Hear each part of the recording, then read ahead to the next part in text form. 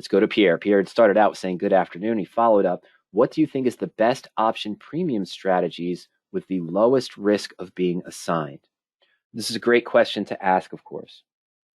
And it relates back to William's topic. Sorry, it wasn't William. My apologies. It relates back to Bill's comment and question about the bull put credit spreads.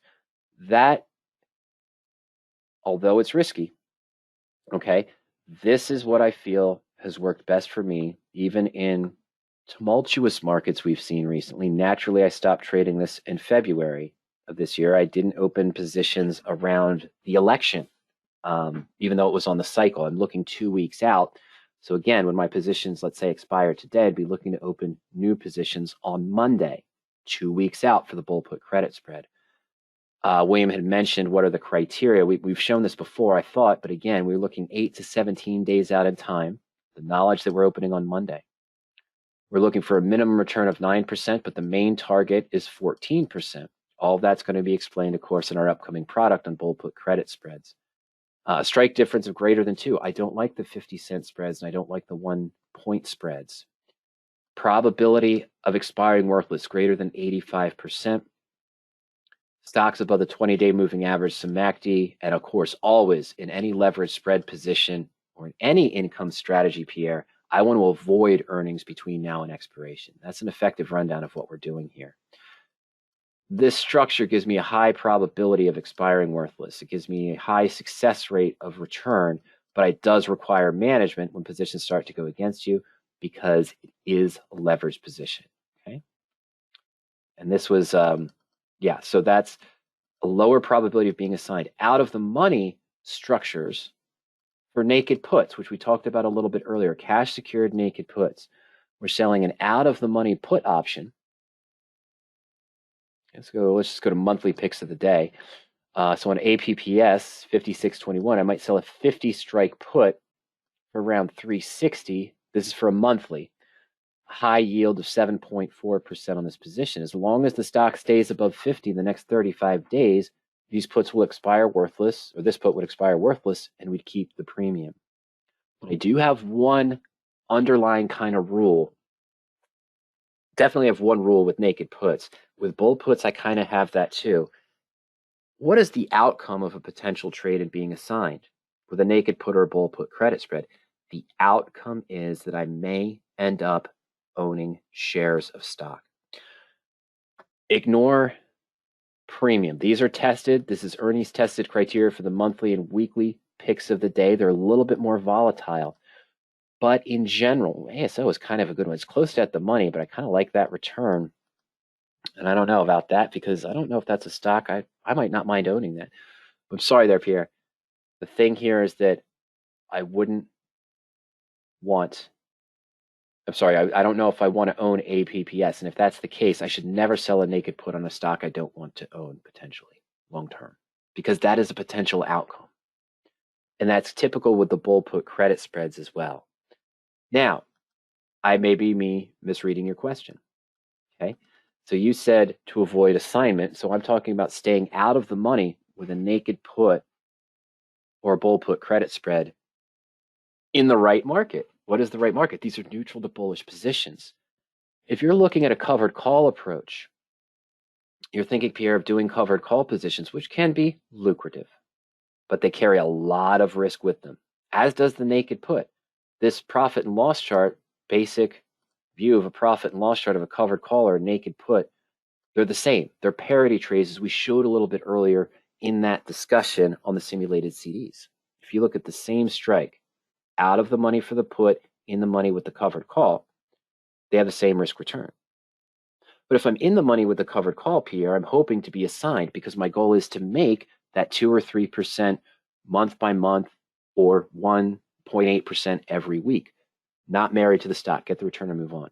Your question about an approach of what approach might give you a good premium without being assigned, you might consider an out of the money covered call.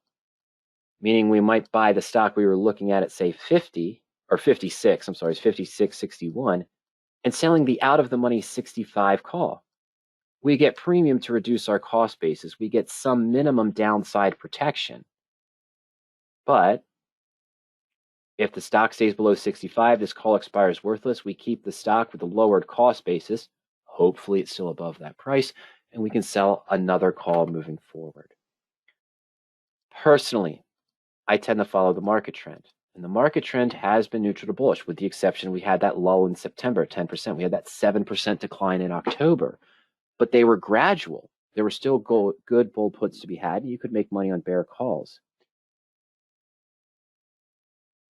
And where I'm going with this is you might see a lot of investors, or you might hear a lot of discussions out there, Pierre, on the Iron Condor strategy. Well, if Mike's doing good with bull put credit spreads, wouldn't he be doing better if he took, come on, there you go, if he took that bull put credit spread approach on a stock and had his bull put here with a good probability, but then added the bear call as well to sort of double the premium, 2 times the fun, okay? Well, the stock criteria I'm looking for on a bull put credit spread, the one leg of this Iron Condor, which combines both, I'm looking for stocks that are doing this. Kind of don't want to be in a bear call in those situations, do I? That's not a proper structure. The Iron Condor would want to be a stock that's more neutral. You don't expect to move at all. And in this market, that's kind of tough to pick, isn't it? Especially with the way the trends have been going, and again, related to the news that we had talked about before. Okay? And in that case, that's what we're kind of looking for in those scenarios. So to me, out of the money naked puts, good structure, good probability, good premium coming in. I prefer the bull put credit spread, as we talked about earlier, because you take sort of that naked put approach that has that similar risk to a covered call, and we're using leverage by buying a secondary option, so we only have to cover the difference in the strike prices, not the full margin requirement, the strike price of the naked put. Condors have their place. They might be good on indexes and ETFs where you don't have to worry about earnings. You don't have to worry about positions. You can find positions that have a good 80, 83, 85% probability between. But the market's been very tentative. It's been tumultuous. It's been fluctuating. And that's a headache in the Iron Condor, because you're worried about the bull put side one day, and then the market's recovering. You're worried about the bear call side. Then something like the last 2 days happens, and now you're worried about the bull put side again. It's enough to drive you mad. So I just tend to follow along more or less along the lines with a directional trade, a bull put, in that case, bear call, good premium as well. Okay. All right. Before I get to Aswin's question, okay. Aswin had a 3 series here. I'm just reading it real quick. Oh, okay. And so on the reverse of that, this is tricky. And I'm going to take the third part of Aswin's question first before I get to the other questions, because while we're here on the spreads, which is talked about the bull put credit spread. Okay. And selling an out of the money put and then buying a lower strike put, so I don't have to worry about the full margin requirement of the cash secured naked put position. We talked a little bit about the Iron Condor. And Aswin asked, what is a good income strategy to use for bearish markets when the market's going down? And let's see, did I lose it? Yeah, okay. All right, there it goes. Okay, so the opposite could be a bear call credit spread. But the bear call credit spread is a little bit trickier that I found. I'm going to show you a quick example here, but let's just look at the bear call credit spread very quickly. A bear put debit can be used too, but a bear call credit spread is a reasonable approach to use if you think you're in a bearish market. Very similar to the bull put, but reversed. We're going to sell an out of the money call and buy a higher strike call to receive a credit. And so if our stock, again, we use that $56, we might be selling, say, a 62 call out 2 weeks or out to February, and, or 62.50, and buying, let's say, a 67.50.